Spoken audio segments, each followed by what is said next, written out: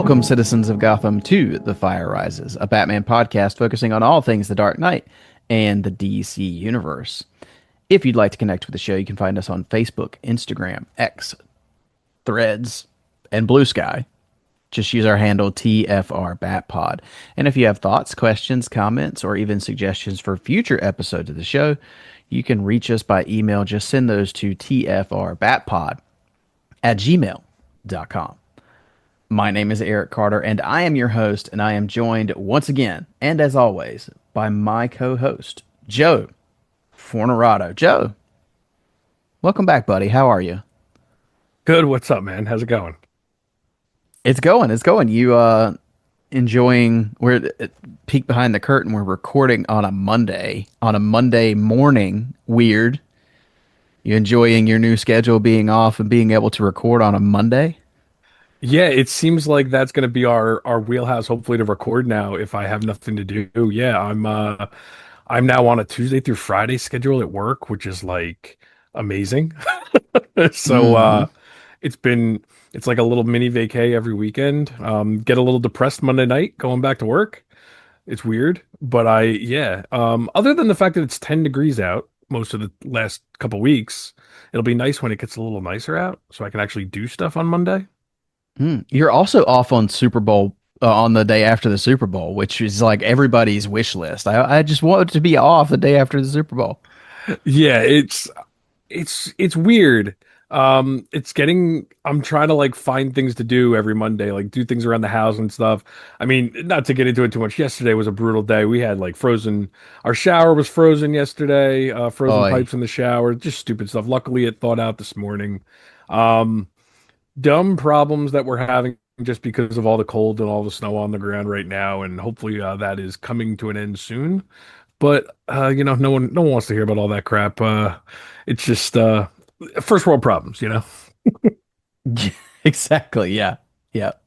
But hey, I'm with you. I'm ready for the freezing temperatures to get out of here. But our folks are not here to listen to us talk about the weather and freezing pipes and so on and so forth. They're here to hear us talk about Batman. So let's do a little Batman talk. Before we get there, you guys know that we're talking about a Batman comic today. So where's the best place to go get your collected editions? Of course, that is Panel Bound Comics. They are our sponsored partner. If you go down to the link in the description of this podcast, you will find a link to their website. You will also find our promo codes. The first, TFR Batpod, will save you $2 off of any order. And the second, TFR Batpod Ship It Together, will save you 5% off of any order of three or more books.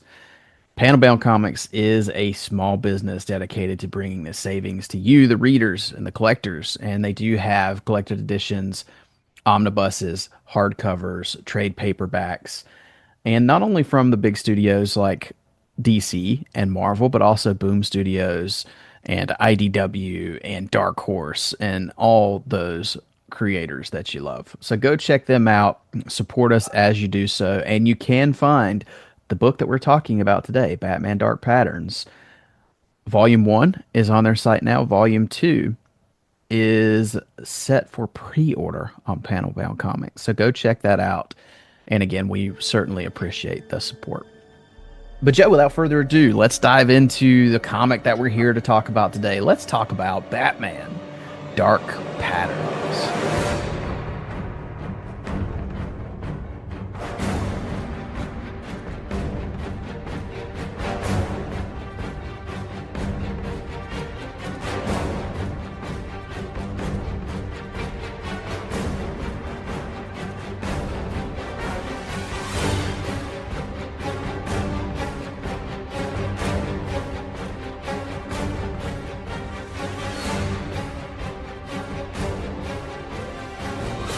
All right, Joe. So Batman Dark Patterns. This book, let's just you and I, let's give everybody a disclaimer. It's been several weeks since we've read this book. So some things are not going to be 100%. We're going to be a little foggy on some details. We're just giving you our overall thoughts on the book as a We read whole. this prior to the last episode, right? Yeah, I I believe think so. so. Yeah. Yeah. So it is a 12 issue series that ran from late 2024 through 2025, and it was written by Dan Waters with art by Hayden Sherman. So we know that this story, it's an overarching story, but I think it's pretty fascinating that it's a 12 issue series that has a through line through it, but there are four distinct stories in the book. Yes. So let's start there, Joe. What did you think of that approach of telling one story, but through four different independent stories, I guess? Yeah, like I don't know, I don't even know if you want to call them chapters. It surprised me when I was reading it when it went to Well, they I were don't remember. cases. Yeah, Yeah. it almost felt like you were reading a Batman ongoing title Hmm. more so than a maxi series. You don't usually get different story arcs in a maxi series. Um, so I actually really liked the approach because it felt, a 12 issue story in my life could seem like a lot to read. Like 12 issues seems a little long, but when Hmm. you're reading it in 3 issue chunks, and I apologize if you still hear my dog going nuts back there. That's okay. Um, it made it almost easier to read it in different sittings. I would just read 3 issues at a time, Hmm. and you get really four very different stories, but you could tell still in the same universe, still in the same, obviously same overarching story. There's a lot to really love about the way they did this. Yeah, I agree. Um, Set during the early years of Batman. I know this has been a complaint of yours, so I wanted to give you a chance if you wanted to discuss that trope of let's go back to Batman's early years. Um, that there were hints at Robin in this book. Like you saw his costume in the Batcave here and there. I don't even think I realized that. Yeah, like I think Alfred was folding his costume at one point or something like that. But there were Oh. hints there. But so it's hard to tack down where in the timeline this goes, and I don't Mhm. even know that lovely conversation about is it canon, is it not, does it fall within the Mhm. regular timeline, does it not? But what do you think? Setting this story early in Batman's career. Well, it's funny because I when I got that, it's like issue 1 where it says like something about it literally says taking place early in Batman's career. I'm trying to remember what exactly it said. Um, but I remember reading it and sending you a picture with an eye roll. Like, Yes. here we go again. And it's not that I care. It's that it seems like whenever someone is doing a great Batman story nowadays, they love to focus on the early years of Batman. Hmm. And whether that be what we want to call a trope or just an easier way for them to tell a story they want to tell because I guess it's more simplified when you're going with Batman's early days because you don't need to have a Robin, you don't need to have a Bat family. It's easier for them to tell a concise, linear story without worrying about everything else going on. So I get it, but also I feel like we're kind of stuck in a bubble with that lately when they do these one-off stories. And I would like to see more, I don't know if you want to say evolution with the way they do these, one-off stories. Like, why can't we do like, perfect example, and this is not to go on a tangent. I don't know if you ever read Batman the Cult. That's a one-off story. It throws you into Batman's world. You got a Robin. You don't even to know that it's Jason Todd. But Hmm. like they just told a Batman story at a certain time in Batman's life with a Robin, and you got a beginning, a middle, and an end of the story, and that's it. You can do it. It is possible to tell a story with Batman and Robin and not have to worry about, you know, it being too muddied for people that don't know the whole story. It's fine. But I get it. People like, or writers like, telling these stories of solo Batman. And again, this is a good story. I'm not trying to, start off really negative here, but it just becomes almost like a, I don't know if is that considered a crutch, or it's just an easier way to like it's more it seems like writers are more interested in just telling solo Batman. Okay, so it's more of the solo Batman angle that you're looking at it from rather than just the early days. Yeah, because I don't even think the early Batman days was a problem with this story. No. I don't, Mm-mm. and I don't think it was even that early without getting into it too much with the. I mean, I don't think it's a spoiler to say Scarface shows up, but the way they tell the Scarface story, it doesn't seem that early in Batman's career, right? It's I at mean, least his second meeting with yeah, Scarface. he's encountered him before. Yeah. Yeah. So I feel like it was a crutch just to get solo Batman, not necessarily to have Batman early in his career. I can see what you're saying. I'll tell you my viewpoint on it. I think DC does this. I think the writers want to do this because they're not. I honestly think it's easier for the reader. Yeah, Like exactly. not But I think it's not because they necessarily think it is. Robinless or solo, but I think setting it during this time period takes away all the handcuffs of being caught up with Canon. all this mythology and Yeah. and all the storytelling and as long as you know Batman like generally you can jump in and enjoy this story without Yes. having to be caught up on all the storylines and stuff like that. And that's where I want to say, just to rebuttal that a little bit. So you're okay telling a story where Scarface is the way he is in this book. That's not muddied, but we can't have a Batman that has a Robin.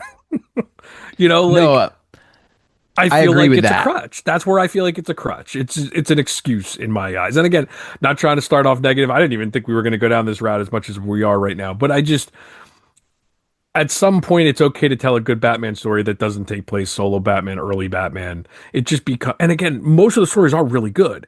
Hmm. It's almost frustrating that we keep getting these great Batman stories, but they all take place around the same time. Yeah, yeah, and I feel you there, but I think It's either uh, early Batman or old and mad Batman.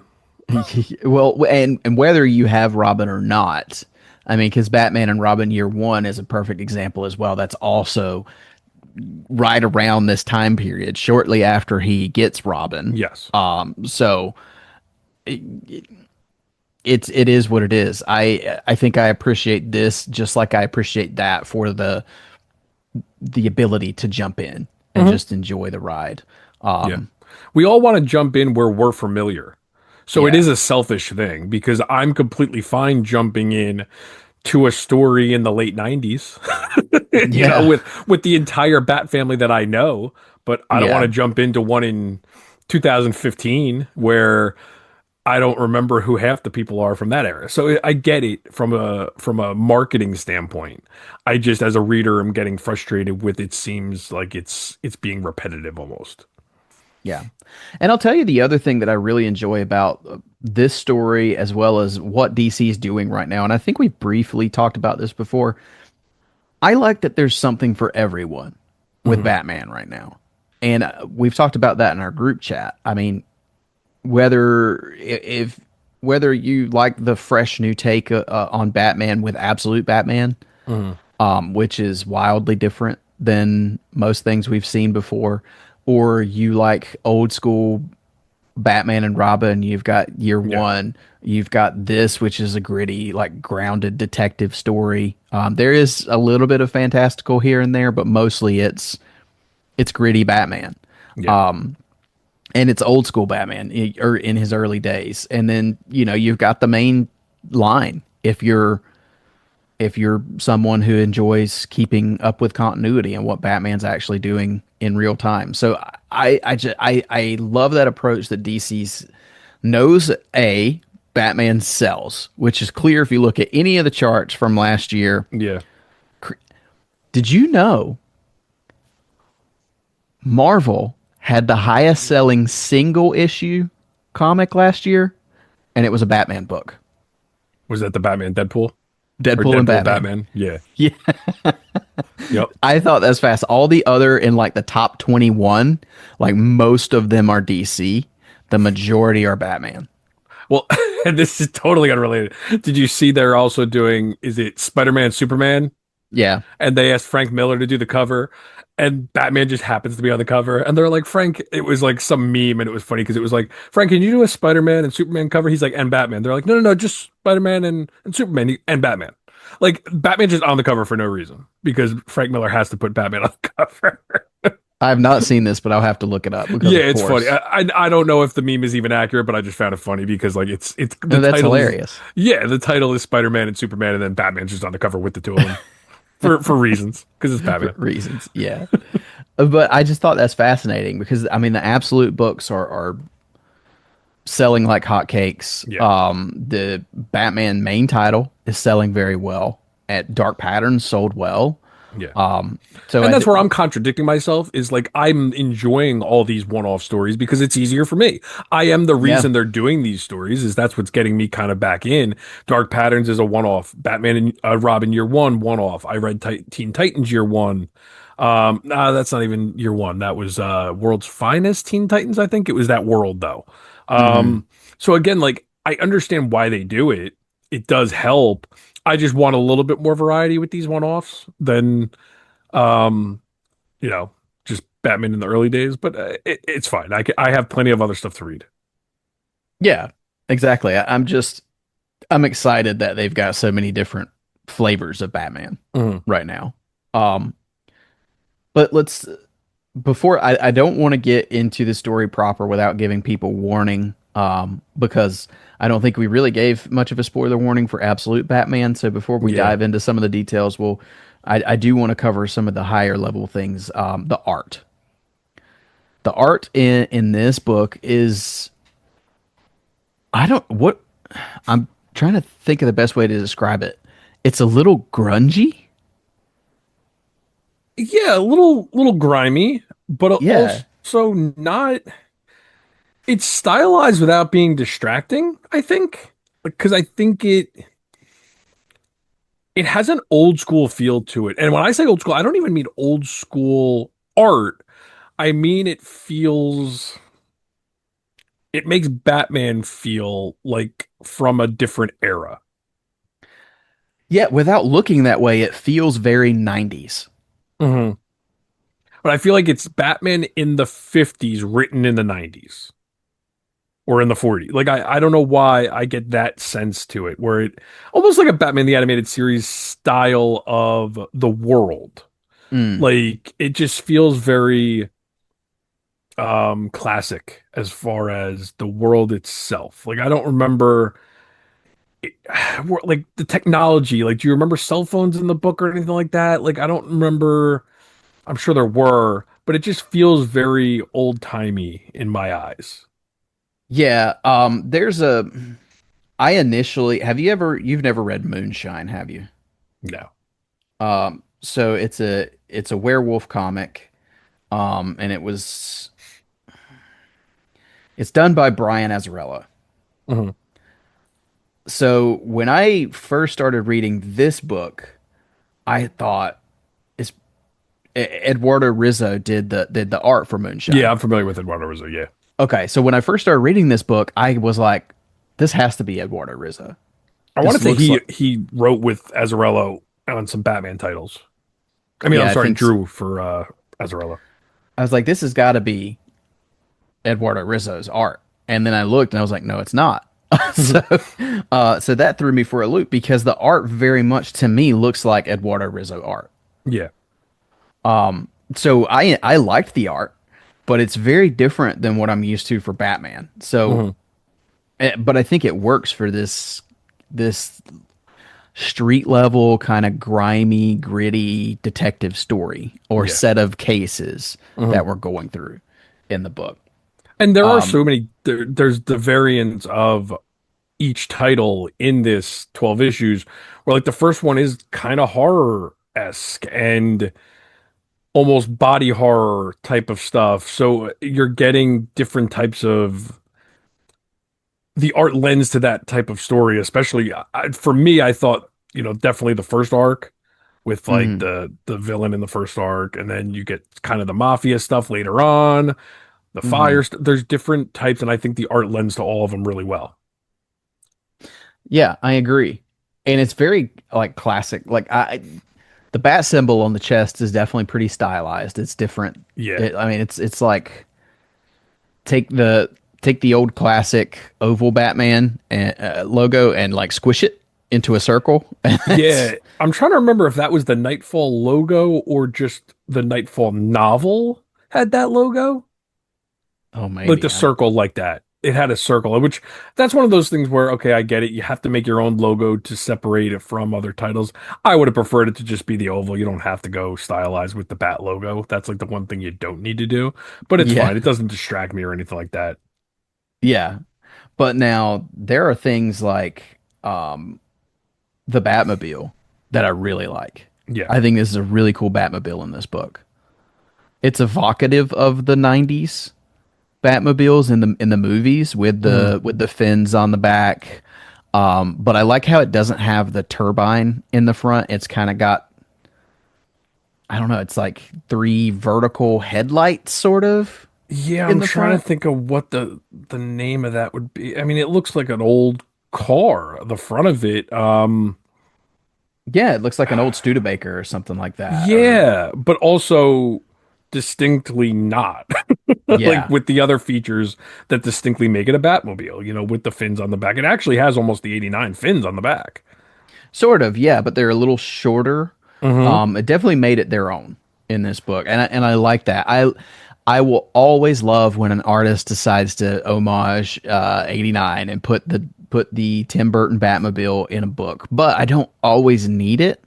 Like I like it when an artist does their own thing with the Yes. Batmobile too. Yeah, you can, put different pieces of the Batmobiles that we know and love and make it your own. Like this has a lot of blending of the 89. I think the Animated actual. series, a little Yeah, that's bit. what I was gonna say. Like, what do you call it? Like the hatch where he actually goes in is almost a combination of 89 and uh 89. I feel like it's a smash down style of 89 where it's a little lower, but it also has Hmm. the look of the animated series too. But I can also see like in the front end and the two in the two fender flares at the front, I can almost Mhm. see the new Adventures Batmobile a little bit there Oh too yeah. when they made it a little more sleek and streamlined. Hmm. Where I think the So, three headlights almost remind me of the simple car that he used in the serials. You oh know? yeah, yeah. So yeah, I pretty cool design. I really like that.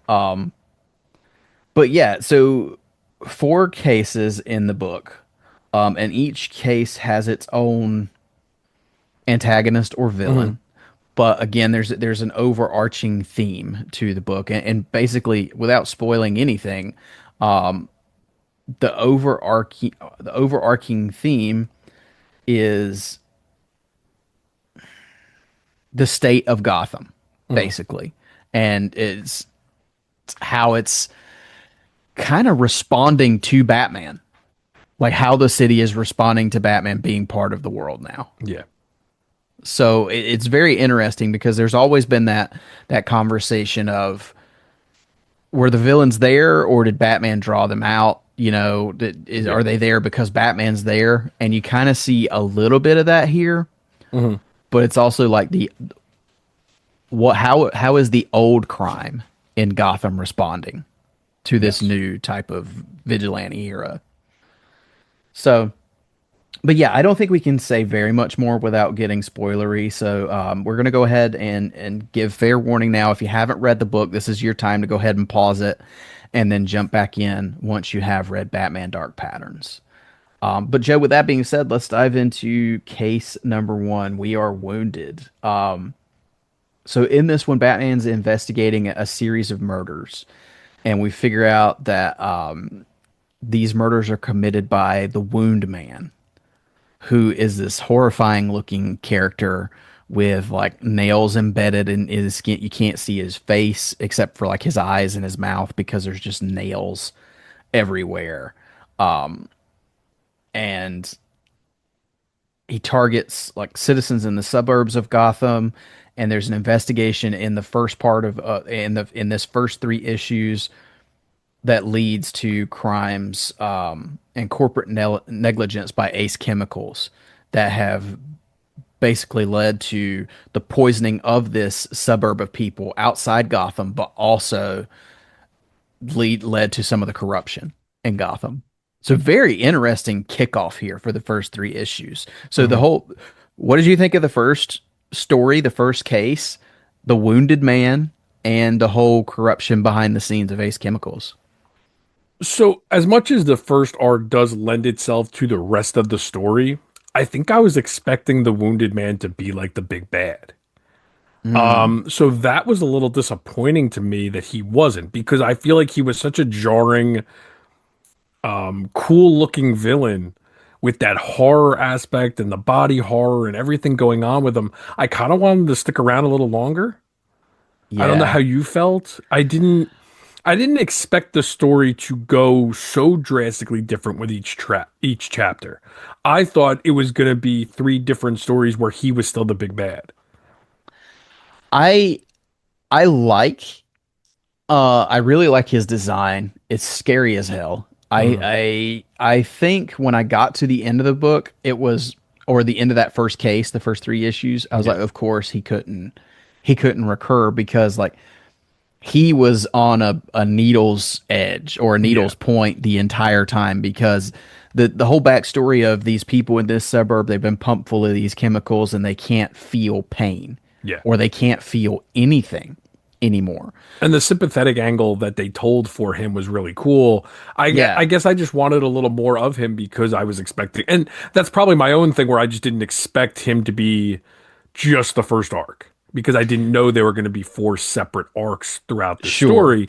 Um, I think when they set up though that there was so many of these nails and things that were driven into his body that were yeah, so close to main arteries and things like that. Now all it would take is a nudge in a yeah, certain direction and he would be dead. yeah. I think they set up that in the He early couldn't, yeah, he couldn't last. knowing he wasn't going to last. And I think that's why I was so intrigued because it was such a cool dynamic of Batman fighting him. That's like what a cool idea for a villain Hmm. that how do you as Batman defend yourself and try to finish him or try to not finish him how to you know Incapacitate him without yes, killing him. Yeah. exactly. And that would make for a really cool recurring villain because it's something Batman hasn't really faced. And then we Mm. see one fight between the two of them and that's really it. Yeah, and I think the fascinating part of that is that the writer specifically chose to play with Batman's no kill rule Yes. And that to because me, like I usually get annoyed with that as a mhm, trope, where I think in this way it was done really well, where you could see a situation where Batman might accidentally kill this guy, and that would have made for a really intriguing story, or, you know, coming to the conclusion of there's no way I can incapacitate him without killing him, that kind of stuff. Again, I think you could play with that and have a lot of fun with that. mhm. And we're always talking about how some of these writers are always trying to come up with the new villain and it never catches on. I think I was a little disappointed that like this guy actually came up with a really cool looking villain and something different, and he's done in four issues Yeah, or three yeah, issues. three issues, yeah. Yeah. But overall, I think it does set the tone for the entire book that this is going Yeah. to be a little bit something a little different than we've read with Batman before. And it's also going to be I like that it set the tone that even though Batman may come out ahead at the end, it may not be necessarily the outcome that he wanted. Hmm. So Batman's not going to completely win all the time. Yeah. Yeah, because So as I much as Batman wanted to save him, obviously he wasn't able to save him. The guy does end up dying by the end of the issue. Honestly, I don't even remember how he ends up uh officially dying. I don't remember how he um I don't remember who kills him or anything, to be honest with you. yeah, and I'd rather not reveal it to be Yeah. honest. We can spoil I just things, remember but getting into it with the doctor and him trying to save him. with the Yes. doctor, and the doctor was just unable to save him. The doctor And becomes that a huge play throughout the book. And again, another new character that I thought was really interesting. there's a couple of characters. Of course, we get Gordon. Hmm. We also get this medical examiner who you just mentioned, Yeah. who's basically assisting Batman and Gordon throughout the entire book, While also being suspicious. being Batman suspicious. has his suspicions about him throughout the arcs. And you also get this writer, this Yeah. journalist, who is throughout the four books. Nikki Harris, I think, is his name. But he's a reporter. Is it for the Gotham Globe or the Gazette? Yeah, something to that effect. And I don't even want to get too much into him because I'll be honest with you, he was kind of an afterthought for me throughout the whole Yeah, book. yeah, yeah. We'll talk And about him we'll talk in a about little that bit. when we get into spoiler, I guess. I don't know when you want to talk about that. Well, we'll Um, talk about him when he organically comes up in the story. yeah.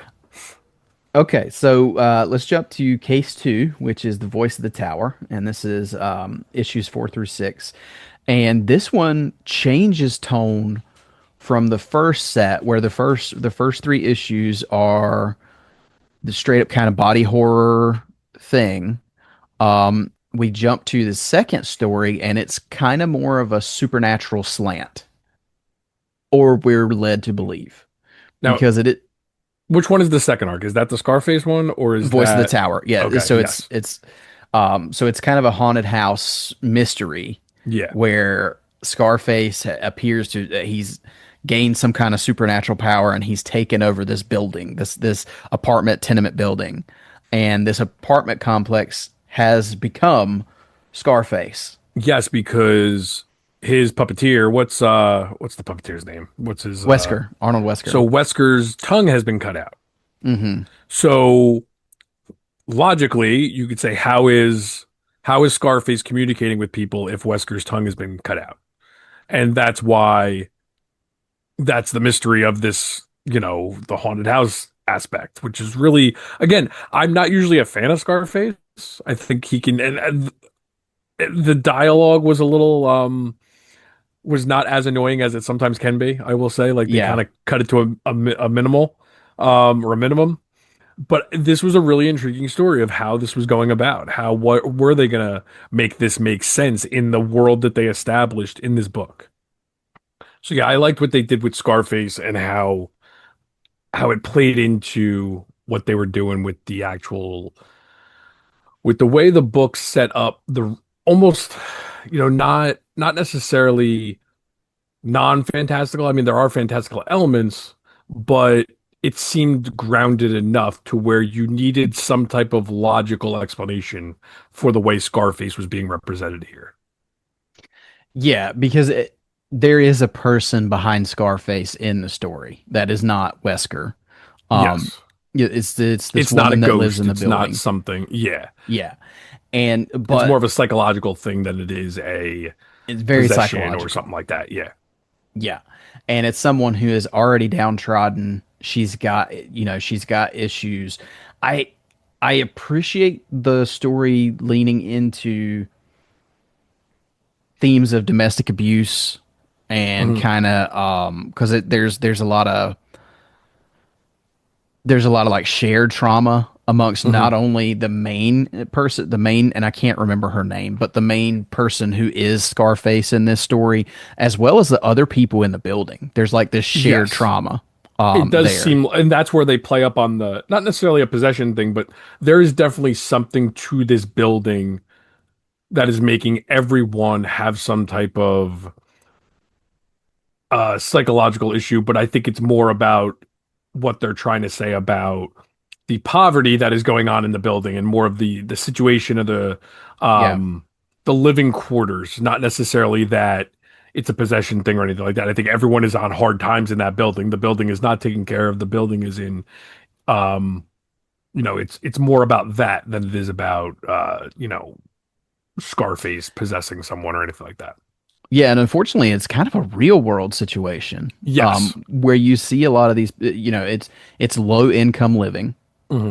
and it's a place that, even though it's not the best place to live, and it's in horrible condition, there's also a little bit of sense of pride because these people can, I mean, it's theirs. It's their home and they don't want to leave their Yeah. home. And yeah, Yeah, and it also ties in because I mean the end of the story is the building burning down, yeah, and it starts to tie a thread through the story is because we did have a big fire in the first three issues, and now we've got hmm the building burning in this one.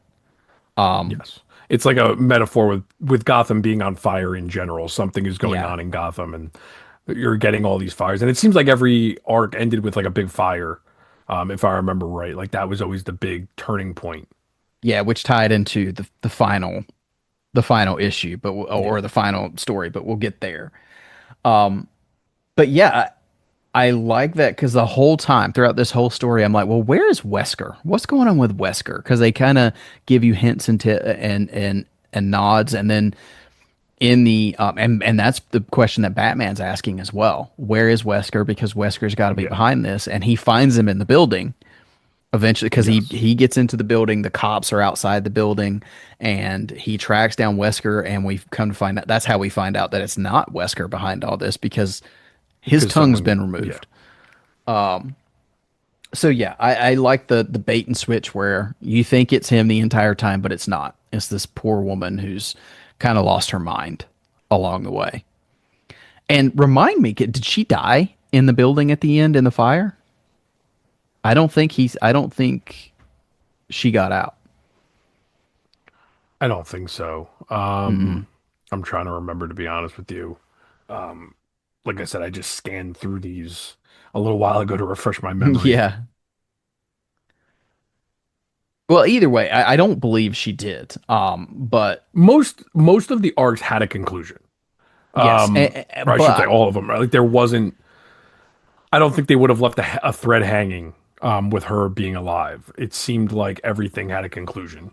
well, and again though, it leans into that because Batman and the police were able to evacuate the majority of the tenants in the building. Hmm Just about all of them. I think she was still there. And that again shows you Batman can have a victory, but it's not total. Like Yes. it's not a perfect ending for this story.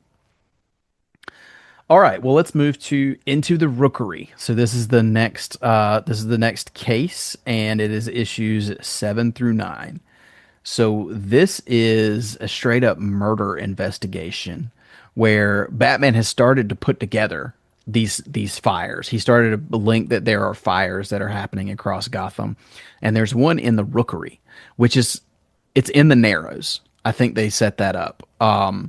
This very rough area where they set up that cops will not go in there, right? Because hmm it's kind of like a lawless area. There's little shanties instead of buildings. There's little shacks, but this used to be like a focus area for organized crime in Gotham. This is where the hmm organized crime families used to thrive. And there's this it's a laundromat that has burnt down. And Batman goes into the rookery to investigate because no one else will, and he finds a body in a dryer in this laundromat. And that leads him to taking the body back to the ME that we discussed earlier. And they launch this whole investigation that Batman seemingly is the only one that's interested in investigating, Yeah. which I thought that was fascinating because we know that Gotham has so many problems, but it's fascinating that they would have this one specific area where even the cops are like, I'm not going in there. It's hmm that bad. So what did you think of the setup for Into the Rookery? So as much as like I said, the horror aspect of the first arc, this one might be the most disturbing of the arcs, if I remember right. Mm-hmm. I think is this the one where something happens towards the end of the arc and you text me like that got dark really fast or something, right? Isn't there this is the moment I don't want to spoil that moment away, but something happens in this arc that is really brutal towards the end. Yeah. This also dives into mystery of the Red Hood gang. Yes. The Red Hood gang is tied in here This is again to use the word fun is a little weird with this type of story, because of how dark it is. Yeah. but I do think this was a pretty fun arc as far as the mob with also being tied to the Batman lore. Hmm. Um, and like you said, having a section where even the police don't want nothing to do with it. It's past saving in their eyes, where again, that's a good dynamic to have with Batman, is that's why you have Batman, is to go to the places. It makes for a good story when you have the police saying, I'm not going there. It's a good reason to have Batman. It's a good reason to justify Batman in your story. Yeah, agreed. And I think that And I like the again, mystery angle of this story. yeah, and again, there's a bait and switch Yeah. at the end of this story. But The at the whole, same the time, whole, Batman gets roughed up in this one. I mean, he gets yes. shot. He's barely hanging on at the end of this one. Yeah. But what I were you mean, gonna say? most of this is, I just want to say, like, the 12 issues is pretty much a mystery all Yes. around, but Hmm. each arc had its own little mystery in it. I think this is the one that, like you said, the bait and switch. This one is a very different mystery to it than the other ones, I would say, especially because it does have a cool twist to it with how it resolves itself. And I didn't see it coming. But it wasn't anything that, like, when we get to the final issue of the, or when we get to the final antagonist, I didn't see that coming, but I also there's a different reason I didn't see that one coming. Where in this story, I was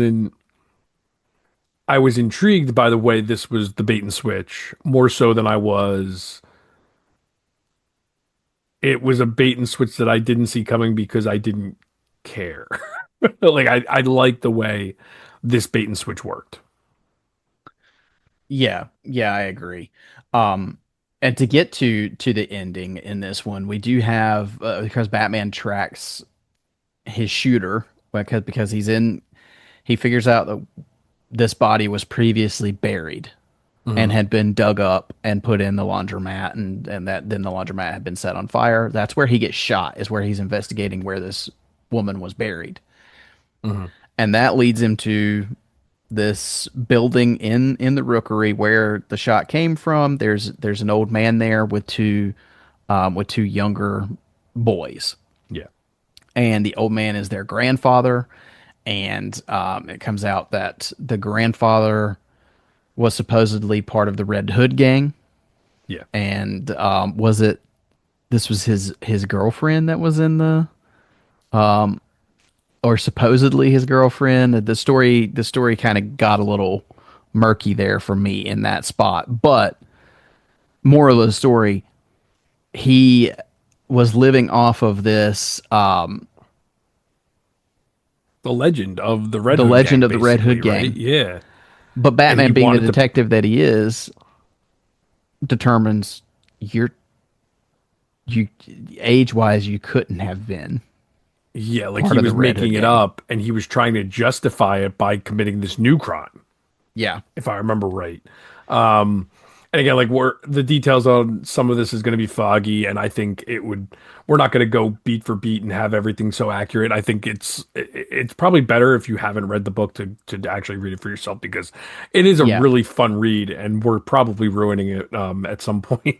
But But I just, I think that the big picture here is this man using his grandsons yeah. based on a lie Hmm. to get them invested in this lineage of the Red Hood gang and to give them something to be proud of in the rookery and at their age to assist him in committing these crimes And that again, he's consequences. There are yeah, really horrible consequences that come out of this story. yeah, And that is, it seems to be pretty much the theme with all the antagonists is they, I don't want to say get what's coming to them, but there are definitely consequences to whatever is happening. And again, conclusions, consequences. There is some really dark stuff in this one, especially. you know what, and I do want to cover it because I don't want anybody to go into this particular chapter and be like, "Oh, I wish I was a little warned on that." If you've made it this far, you know we're kind of talking spoilers anyway. A child dies Yeah. in this story. He's killed by an errant bullet, Hmm. from the grandfather's rifle, and one of the two boys dies. The grandfather dies, and at the end, I mean, we're left with a conversation between Batman and their surviving kid, and that's when as soon as that kid got shot, I that's when I texted you and I was like, whoa, Yeah. this escalated so quickly and got so dark. I didn't expect that. Yep. I expected the grandfather to die. I didn't expect one of the Yes. boys. No, same. It was brutal. But I think it's, again, it's not brutal just for brutal's sake. It fits the story, it fits the tone of the book we're getting into, and you got to give it those stakes to show that there are consequences for everyone's actions in this book. Yeah. And yeah, Yep. Batman gets messed up in this book. Yeah, he does. Um, but yeah, so that's into the rookery. And that takes us into the final arc, which is the Child of Fire. Um, so this brings everything full circle with all the fires that have been happening in Gotham, and we figured out that there's an arsonist, and this arsonist has been setting all these fires around Gotham, and with everything else that's been going on with the Wound Man and ventriloquist and the Red Hood gang story, there's the fire is the The main theme. thread throughout. Yeah, the theme of the fire, and then the fire coming down on Gotham at this point. Yeah. So we think there's a setup throughout this story because the journalist that Batman's been working with throughout the entire story is setting it up that this ME that Batman's also been working with, this medical examiner, can't be trusted. And he is the Hmm. arsonist. And And there's something about the ME's past that yeah, brings up suspicion, but they're very coy about it. Like Batman finds out about it, but you as a reader don't find out about it, if I yes, remember correctly. So they're being very coy with the ME. Uh, Gordon does not trust him, if I remember right. And or is Gordon the one that does trust him? And Batman says something to the effect of, let me handle what's going on with him. I don't remember exactly. I'm a little fuzzy with all that stuff. But there was always this mystery surrounding him. And yeah. And it was, which was true. He did have a troubled past. yes, which I think was smart though. I mean, because they were always so upfront with it, you kind of expected him to not be the big bad. It was almost too obvious at that point. But you were always curious what this big mystery behind him was. Whether it be Mhm. he lied about something, he stole something, you didn't know, but you also knew that Batman was still working with him, even though he did know something was up. And you get to the big reveal at the end. I think you get the reveal at the end of issue 9, right before uh the next arc of who the big bad is, correct? Was it issue 9? I thought it was the end of issue 9 where you actually get the reveal. And I think I remember going like, I don't even know who the heck that is. Because I thought it was Um, the end of issue. I thought it was no, it wouldn't have been 9. It would have yeah, been you're right. It's the end of issue 10. yeah. So it's leading into the final arc. Because we're in the final arc when we figure out who it is. Because it is it, and I don't know why we're dancing Yes. around it. Because you It's get this. no, well, you get the cool reveal of the what the actual villain looks like. It almost looks like the doll maker from Detective Comics. Yeah, Did you but get that vibe or no? I got a little bit of it. I've seen that Or is not the this. doll maker. Who's the villain in Batman Bad Blood, right? Doesn't he kind of look like that? Oh, I know who you're talking Doesn't about, but I don't know the doesn't he kind name. of look like that with the baby face and all that? So, and we're also like, we forget, like, okay, so Firefly plays a part in this. They almost use Firefly as like a um Hannibal Lecter type of character, where they're using him to try to find out about what the arsonist is doing, right? Yeah, and I'll be honest with you, this is when it got a little convoluted for me. Because Because he kind of just appears out of nowhere. I don't think this final arc is as strong as the rest of the book. No, Um, I completely agree. I think I said that to you. The journey in this book is definitely better than the payoff. yeah, and so it turns out that this journalist that Batman's been working with the entire time is the arsonist, Yeah. and he's become fascinated by Gotham and how all this corruption is led to this point, and he has become fascinated with the purity of fire and everything and Yeah. how this fire cleans everything up. So that's how I mean it all comes to head with him starting this massive fire in Gotham. But there is that section you were talking about with Firefly where we have this one on one with the villain and Firefly, which led me to the point of if we were going to do an arson based story Hmm. early in Batman's career, why not just make the overarching villain Firefly? Why do we have to have this extra person who's also a arsonist?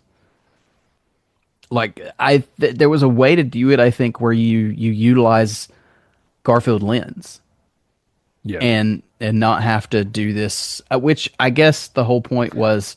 Well, it's ironic because I think Scarface was handled so well Mhm. with it not being That um they wanted to do something similar in the final arc. yeah, I just I don't even think it's necessarily that it needed to be Firefly. I think it was just again, like I said, the villain is revealed and I'm like, who? Like, and Yeah. maybe that's on me, but like I'm like, oh, the journalist, who freaking cares about the journalist? Like, what? Why would the journalist be doing this crap? And it's not that it's bad writing because there are seeds planted for it, but Yes. I think I was just let down by it because it felt like, oh, who can I make the villain? Like, I want to make it so they go, aha, and it just didn't land for me. But again, it's not that the story was bad, it was that everything leading up to it was so good. And I don't think it even matters that it's an aha moment. I think he Hmm. tried too hard to make it an aha moment. I don't think it needed to be. I honestly would have been fine with it being the medical examiner at that point because we spent so much time with him. I think the journalist to me just landed flat because I didn't care. I would have rather not known the villain. You know what I mean? Hmm. Because like I don't think it was worth it with the journalist. I would have rather it have been a random guy that we didn't know because that's what it felt like to me anyway. Yeah. No, I do think the strongest part of the book is once we actually get past the villain, Hmm. because there's this big fire going on, and Batman, um, when he goes up to the rooftop where the fire, like where all these fire bombs have been set, and he's calculating. We don't know he's calculating, but he is calculating where this fire is going to stop. And he gets up to this building and he puts his hand out and the fire just kind of stops right before it gets to Batman. And when I Yeah. read that, when I'm looking at the art and I'm reading this, I'm like, what are we doing here? Because this is Yeah. this is goofy, but It's it's the myth building of Bat yes. because all eyes are on him and they see this fire stop in front of Batman with his hand out. And you're not seeing it literally. I think you're seeing what people want to see. Yes, yeah. You're seeing the myth. You're not seeing the literal stance of Batman doing that. You're imagining it just like everyone else did. As that's how I took it, or maybe that's how I want to interpret it because I think it is goofy if it's literal. Well, I don't think it is because Batman even downplays it in the book because he's like it's nothing more than good timing and hysteria. Yeah. So, but it's the point is the people of Gotham seeing Batman in that light Yeah. and him Mhm. being the savior. So I like that portion of it better than the entire villain of the final arc. Yeah. Because I like the Wound Man was such a big start to the book. Ventriloquist was actually really good because I don't normally care that much for Scarface. It was more the And hotel or the housing itself was a really yeah, cool like mystery haunted house type of story. the Red Hood story was such a good, you know, switching your expectations and just doing something completely different than where I thought it was going. Yeah, I think the first three cases were much stronger than this final case. And I yeah, think you we were agree. texting back and forth and you said this is one of those where the journey is better than the destination, or the journey's better than the ending, Yep. something like that. And I agree. Yeah. I Overall, I still think had it's fun reading the entire arc. I yes. wasn't necessarily let down as much as I was just kind of like, oh, okay. Yeah, because I think the most disappointing part of it is the final confrontation between him and the villain, Hmm. because it's not really a confrontation. Batman just defies logic, and he's in this building that's on fire with these two people who have to wear these suits to survive, but Batman's just walking around in the fire. And as a I'll be honest, firefighter, it's I'm not like, very memorable. Yeah. It's not even that memorable to me because I don't, this is the least memorable arc of the whole thing. I think by that point I was so not checked out, but it just to me it wasn't as interesting as getting there. I think everything else before this was much more memorable, much more intriguing. I think once the reveal happens, I was kind of like, oh, okay, like all right, it's a fire. It's Batman fighting a fire. I don't, you know, yeah, it wasn't as intriguing as everything else. yeah. But like I said, once the villain was subdued, I think the strongest part of this arc, these three issues, is the myth building for Batman. Hmm. I think that's the best Yep. part of it. So yeah, overall, And then you get um, the conclusion with the ME. yes, that he even though he did have the troubling past, he was there to help. Yeah. So and he was on the up and up, and all this information was planted by the journalist, but for his own to hide his own troubles, I guess. Yeah. But yeah, overall, really good story. I love the connective tissue, and I love how the three different chapters or cases tie together to make one big story. I don't know if they'll do any more of this. I'll tell you what it reminded me of. Have you read much of Legends of the Dark Knight? The original? Yeah, Yeah, oh yeah.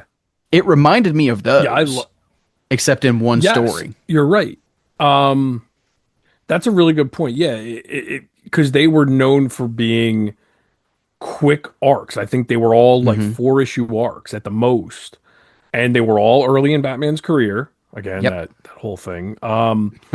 That's a really good point that I didn't really think about though, is it does feel like it would just slide right in there perfectly, other than it being 12 issues. Yeah. So this could have been 4 arcs of Legends of the Dark Knight, and it would have worked fine.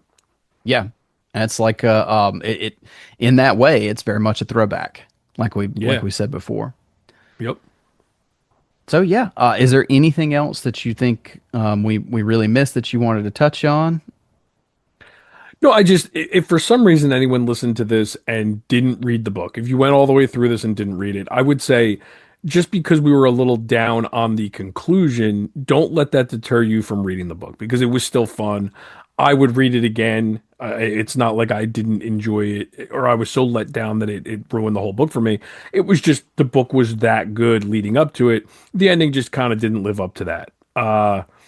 So hopefully everyone listening did actually read the book and hopefully maybe someone else got more out of the ending than we did and would love to hear that or would love to Yeah. hear why would love to hear why I'm completely wrong with maybe not caring about the ending. Well, and to be clear on that, I didn't dislike the last book. I just did not think it was as strong as the entire Exactly. story. Yeah. 100%. Yeah. Awesome. Well, I think that that's a good place to put a pin in it for this episode. Another fun comics episode. I'm enjoying these, Joe. I think we should keep this going. Yeah, I think next time I'll try to do my better at reading up right before we record so it's more fresh in my head so we're not struggling through this as much as I did probably. Yeah. So I don't know what we'll do next so far as the comic side, but yes, I think reading it right before we record would probably be Okay. It's a little hard to remember when you get a few weeks removed from these things. Yeah. Um, but yeah, so we'll let you guys know what we're gonna cover next on the comic side. We've got a few ideas. We've discussed Death of Superman.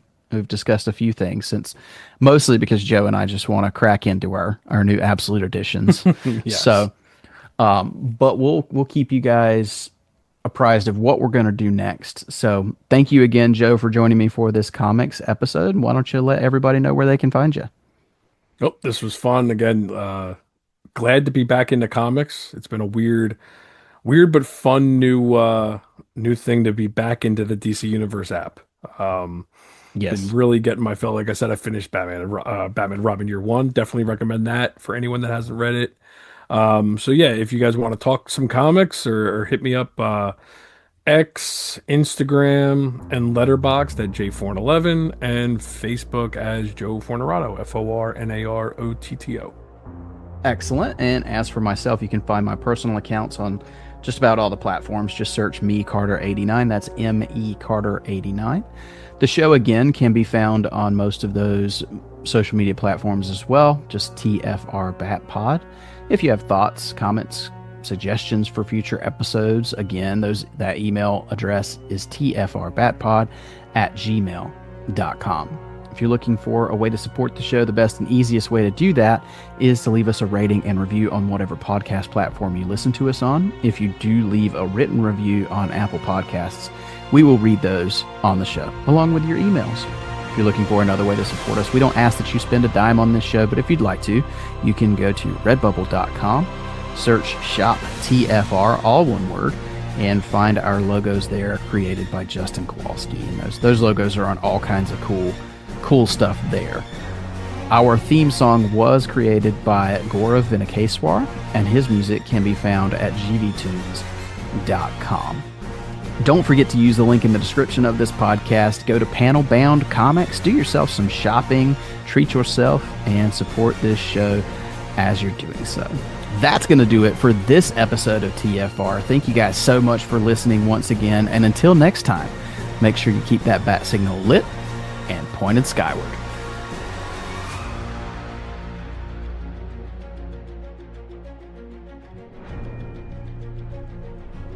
Batman was created by Bill Finger and Bob Kane and is the sole property of Warner Brothers Discovery. The Fire Rises, a Batman podcast, is in no way associated with DC Comics, DC Studios, or Warner Brothers Discovery.